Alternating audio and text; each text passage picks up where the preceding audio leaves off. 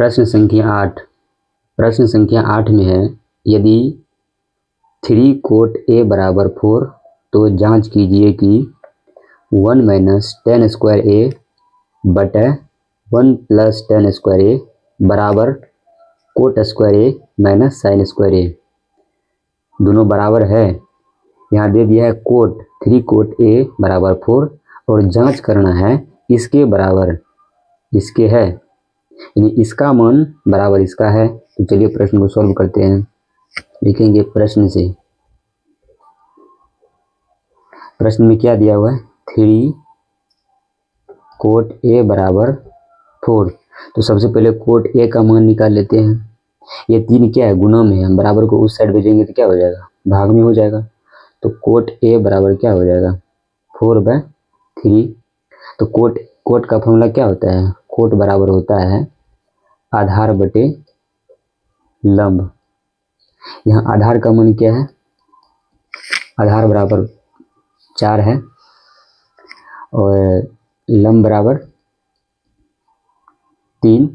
जब आधार का मान 4 लंब का मान 3 तो कर्ण का मान निकाल लेंगे। कर्ण बराबर तो रूट अंडर लंब का स्क्वायर प्लस आधार का स्क्वायर।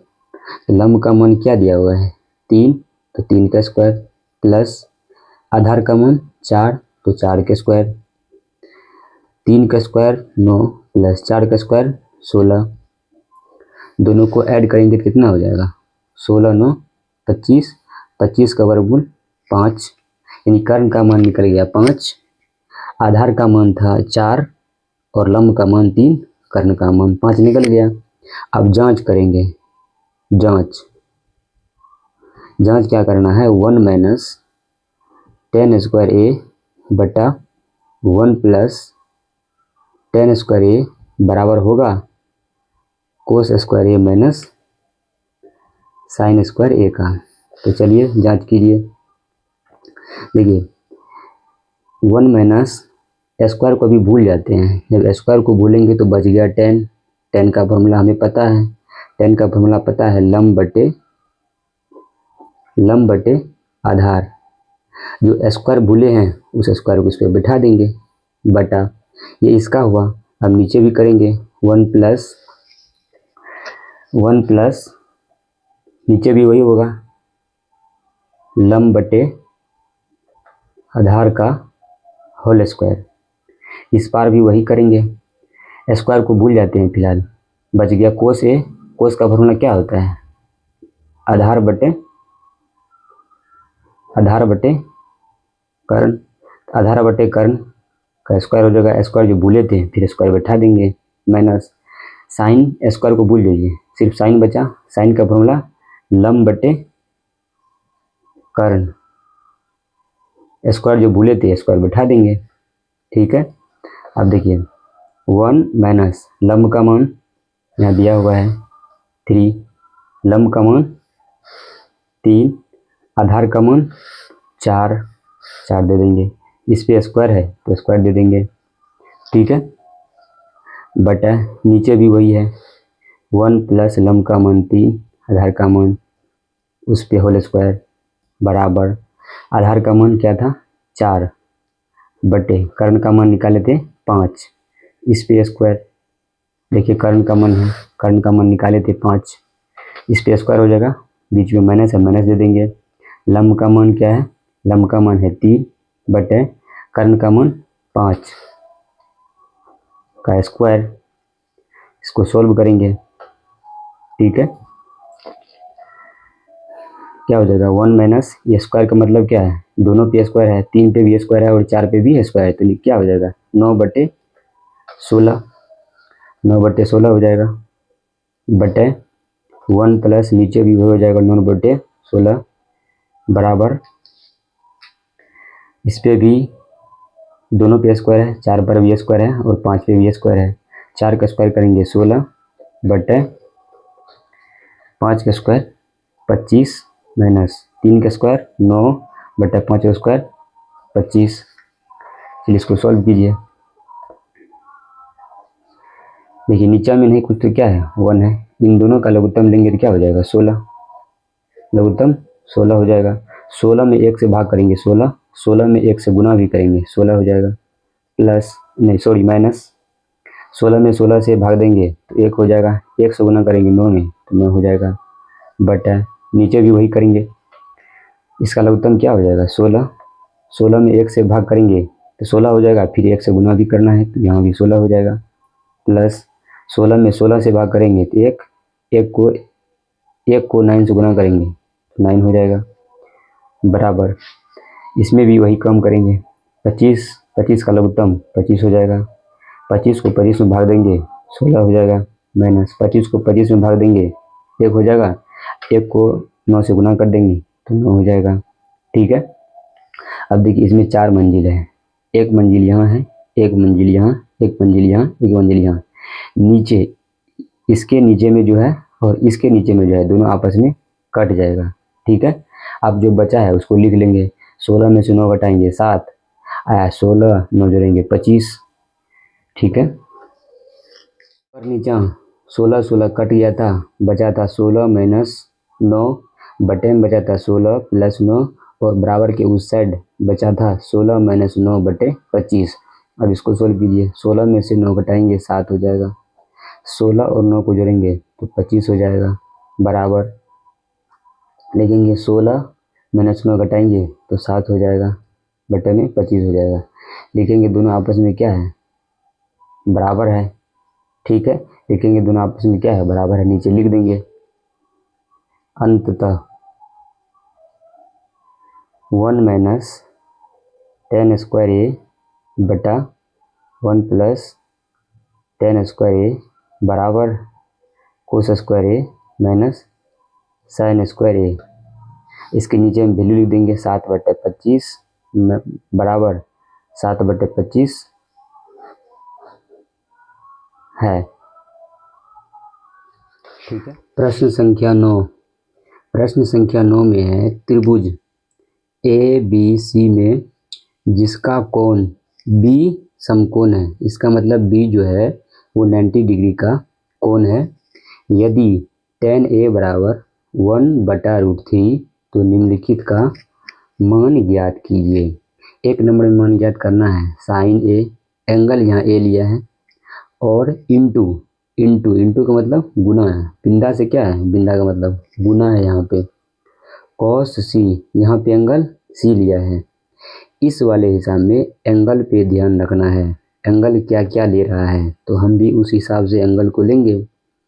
प्लस करना है कॉस ए इंटू मतलब गुना साइन सी से, और दूसरा नंबर में निकालना है cos C sorry cos A into में cos C minus sign A into sine C. Into जहाँ जहाँ भी बोल रहे हैं इसका मतलब वहाँ गुना करना है। ठीक है। तो चलिए प्रश्न को सॉल्व करते हैं। लिखेंगे प्रश्न से, प्रश्न में दिया है कि एक त्रिभुज है जिसका भुजा ए बी सी है। ए बी सी तो हम भी बना लेंगे चित्र। एक त्रिभुज है इसका ए बी सी। प्रश्न में ही बोल दिया है कि बी समकोण है, तो बी समकोण का मतलब 90 डिग्री के एंगल बी पे है। ठीक है। और दिया है tan A बराबर 1/√3। tan A बराबर दे दिया है 1/√3। तो tan का फॉर्मूला हमें पता है। tan का फॉर्मूला क्या होता है, tan A बराबर लंब बटे आधार। ठीक है। तो यहाँ लंब का मान क्या है, लंब का मान लिख लीजिए। लंब बराबर 1 है, आधार बराबर √3।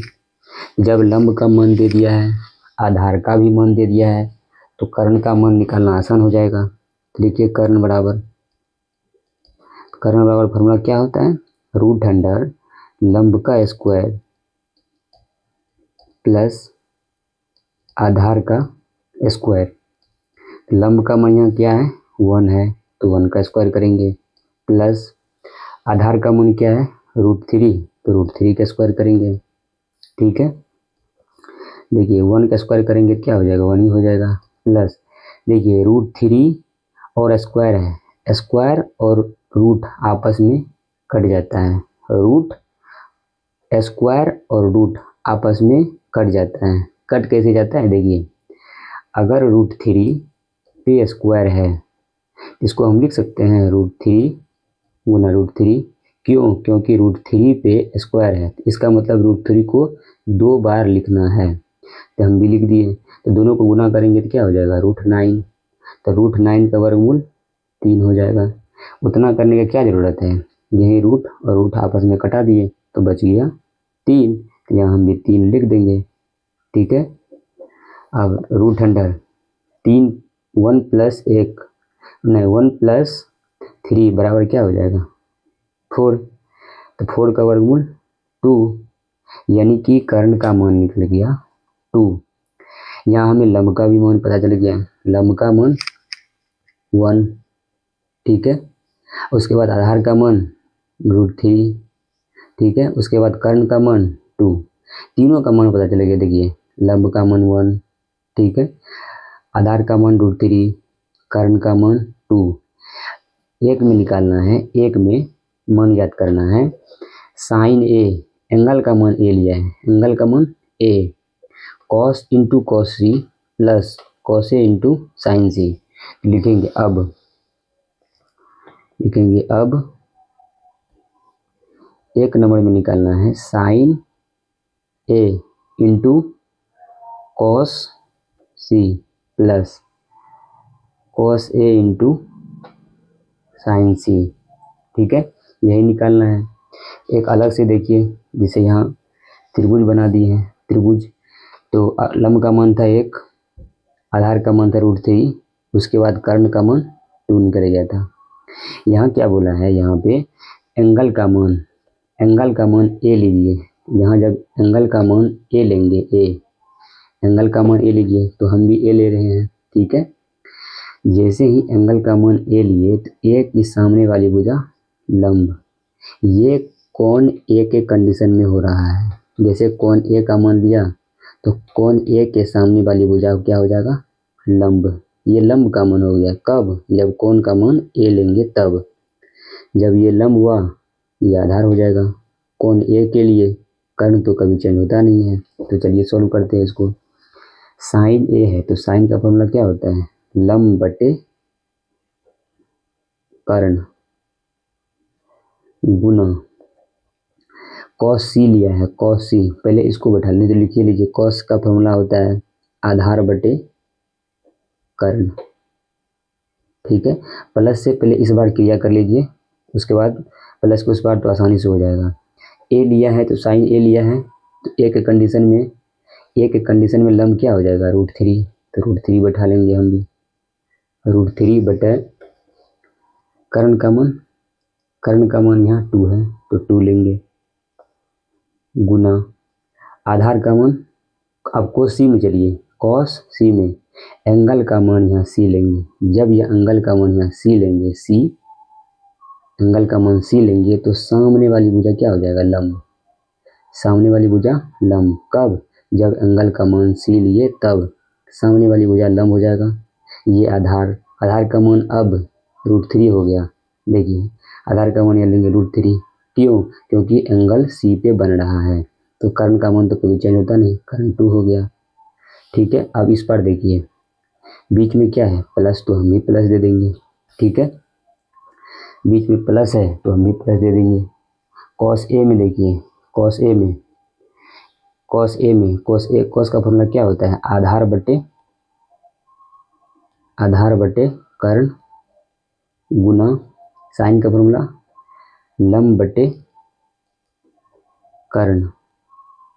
अब देखिए साइन यहाँ कोस ए लेने के लिए बोल रहा है, कोस ए में जैसे ही लेंगे तो कोस ए में लेंगे तो ए के सामने वाली भुजा हो जाएगा लंब, ये हो जाएगा आधार, तो आधार का मान लीजिए 1, कर्ण का मान 2 गुने, अब साइन सी में एंगल सी पे बन रहा है तो सी के सामने वाली भुजा लंब हो जाएगी, तो लंब का मान 1 बटे कर्ण का मान 2 हो जाएगा। अब इसको सॉल्व कीजिए, देखिए √3 को √3 में गुना करेंगे तो √9 हो जाएगा बटे √3 को √3 में गुना करेंगे कितना हो जाएगा √9, और 2 को 2 में गुना करेंगे तो 4, प्लस 1 को 1 में गुना करेंगे तो 1/3, 2 को 2 में गुना करेंगे तो क्या हो जाएगा 4। अब इसका लघुत्तम लीजिए, 4 4 का लघुत्तम 4, 4 4 आपस में कट गया। जैसे √3 का वर्गमूल पर लीजिए 3 हो जाएगा, तो 3 हो जाएगा यहाँ पे, ठीक है, प्लस 4 4 कट गया 1 हो जाएगा, ठीक है, जोड़िए 3 + 1 4/4 कट के आपस में 1 हो गया। रोमन 1 का आंसर कितना आया 1, आंसर लिख देंगे। चलिए अब 2 को सॉल्व करते हैं। रोमन 2 में है cos A इंटू का मतलब गुना, cos C minus sin A into sin C, ठीक है, सिर्फ एंगल पे ध्यान रखना है, उसके बाद फॉर्मूला पे बैठा देना है। देखिए cos का फॉर्मूला क्या होता है, आधार बटे कर्ण, यहाँ भी cos है, सिर्फ एंगल चेंज है तो फॉर्मूला तो वही रहेगा, आधार बटे कर्ण, माइनस साइन का फॉर्मूला क्या होता है, लंब बटे कर्ण गुने लंब बटे कर्ण, सिर्फ एंगल चेंज करना है। उसके बाद देखिए cos A है, एंगल का मान A लेना है, जैसे ही एंगल का मान A लेंगे तो सामने वाली भुजा लंब हो जाएगी, लंब का मान √3 हो गया, लेकिन चाहिए हमें कोण A के एंगल में आधार का मान, तो आधार का मान तो 1 है, तो 1 बैठा देंगे, 1, कर्ण का मान 2, क्योंकि कर्ण कभी चेंज होता नहीं है, गुना। अब देखिए एंगल C लिया है तो हम भी C लेंगे, C की सामने वाली भुजा क्या हो जाएगा लंब, जब ये लंब है, ये लंब तो आधार ये हो जाएगा, आधार का मान क्या हो जाएगा √3, तो √3 लेंगे, √3 बटे कर्ण का मान 2 माइनस। अब ये साइन में चलिए, साइन में एंगल ए लेना है तो एंगल ए ले लिए, ए की सामने वाली भुजा लंब, तो लंब का मान √3 है, तो हम भी √3 ले लेंगे, √3 बटे कर्ण का मान 2, क्योंकि कर्ण चेंज नहीं होता है, गुने साइन सी में चलिए, एंगल सी लेना है, जैसे एंगल सी ले लिए तो सामने वाली भुजा लंब, तो लंब का मान 1, तो 1 बटे कर्ण का मान 2, ठीक है, इसको सॉल्व कीजिए। 1 को √3 से करेंगे तो √3 ही हो जाएगा, बटे 2 को 2 से गुना करेंगे 4 हो जाएगा, माइनस √3 को 1 से गुना करेंगे तो √3 ही हो जाएगा, बटे 2 को 2 से गुना करेंगे 4 हो जाएगा, ठीक है। देखिए प्लस में है √3/4, ये प्लस में है, यहाँ नहीं कुछ तो क्या है प्लस में, और माइनस में है √3/4, ये प्लस में और ये माइनस में, दोनों घट कर क्या हो जाएगा 0, या तो कट जाएगा। देखिए कैसे होता है, देखिए इसका लघुत्तम निकालेंगे क्या हो जाएगा 4 हो जाएगा, 4 को 4 में भाग देंगे 1 हो जाएगा, 1 से ऊपर गुना करेंगे √3 हो जाएगा, माइनस फिर 4 को इसमें 4 से भाग देंगे तो 1 हो जाएगा, 1 से ऊपर मल्टीप्लाई करेंगे तो √3 हो जाएगा। देखिए √3 माइनस √3 0 बटा में 4, किसी भी संख्या से 0 को किसी भी संख्या से भाग देंगे तो क्या हो जाएगा 0 हो जाएगा, 0 यहाँ भी देखिए √3/4 माइनस √3/4, ये माइनस में, ये प्लस में है, ये माइनस में, तो आपस में कट भी जाएगा, कट के नहीं कुछ तो 0 आंसर।